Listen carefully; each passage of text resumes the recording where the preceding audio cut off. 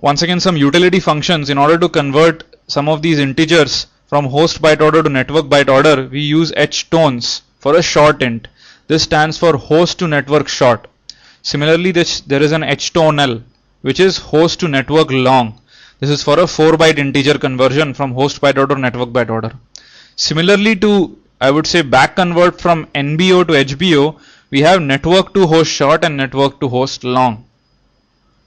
Also, to convert IP addresses from the ASCII dotted representation, we have an inet underscore a to n, which is ASCII to network. See, we normally represent IP addresses as 192.168.2.17, etc., etc. But once this is converted into the 4-byte integer, it's going to be in a binary format.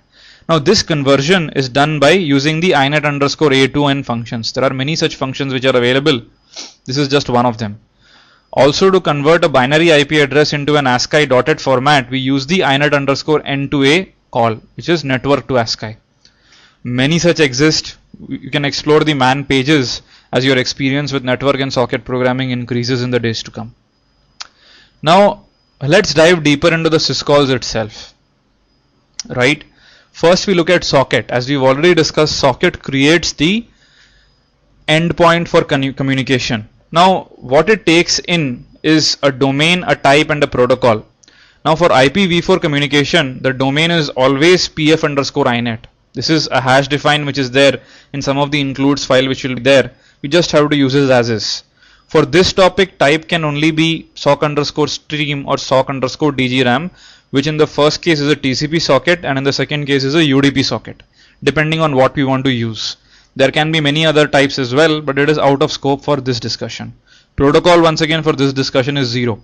We can explore more once you have more experience with this topic.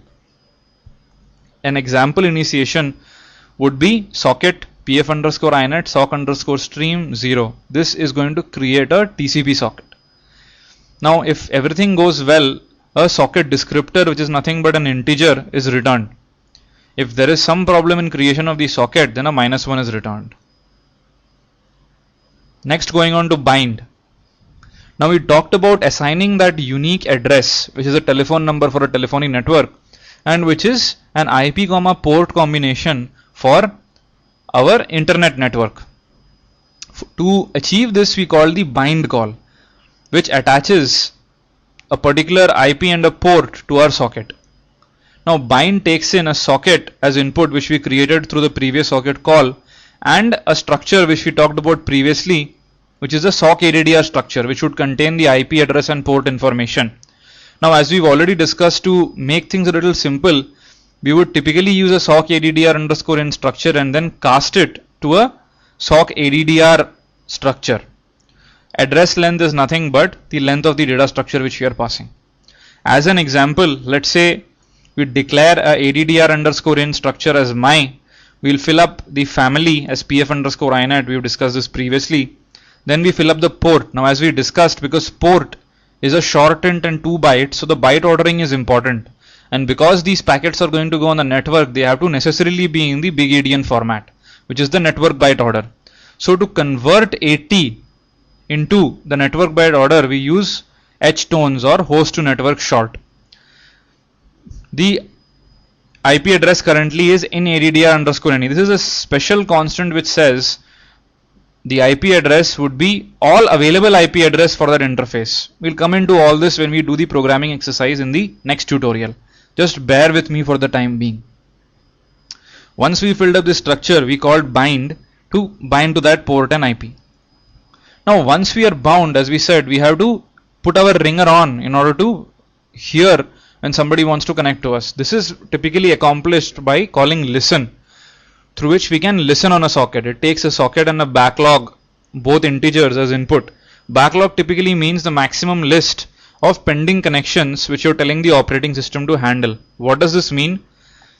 Let's say you are currently listening, one client connects to you and you're talking with that client, exchanging some data. By that time, some other client arrives. You don't want that client to get a connection refused just because you're already processing somebody else.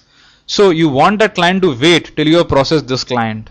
So there has to be some way to tell the operating system that, okay, have a queue of 5 or 10 clients at the maximum, and then maybe refuse connection to the rest of them because this is all I can handle at one time. So this is accomplished by using listen, and that is what backlog does. Except, now let's say a client is connecting to you using the connect call. You need to accept that client's connection. This is accomplished by the accept call. It takes in a socket as input. This is the same socket which is in listen state, which we created, which is bound to that port and IP address.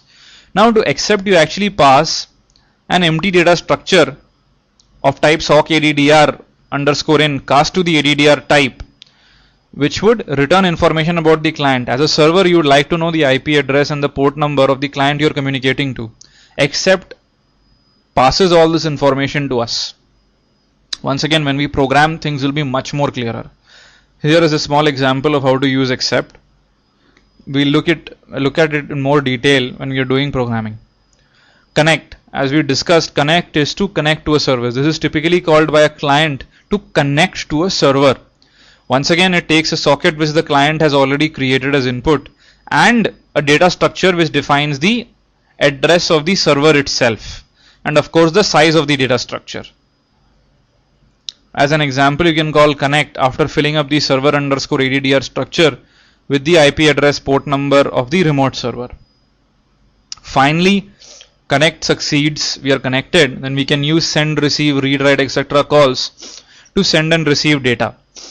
Some examples are there, but I think it would be clearer once we get into the programming aspect of it. Send and receive basically take in the socket they need to use to send receive data, a message they want to send to the other endpoint, or a message they want to receive from the other endpoint in case of receive, the size of that message and some flags. For our purposes, we'll just keep the flag as 0 for now. Once you are more accustomed with the practices of network programming, you can dig deeper on what other flags can be used. Close, as we've discussed, is to close the connection. It is like the final goodbye. All data has been exchanged and both the clients now want to close the endpoint for connection. Well, that was a long discussion of all the theory. I've been speaking, I think, non-stop for the last 15 minutes. So enough of theory. Finer points will only be clear once we start the coding, because network programming has a lot of data structures, a lot of new calls, which at first glance, if just done theoretically with a presentation, can be very, very confusing. So let's move on to programming examples, and once we do those examples, things will be much more clearer. First, what I would say is download the code along with those examples and just try to follow what's happening in those videos, and then try compiling the code yourself and try and make some smaller changes here and there. This would help you to better understand and get a grasp of the subject faster. With this, I'd like to end this tutorial. I hope you had fun. Thank you.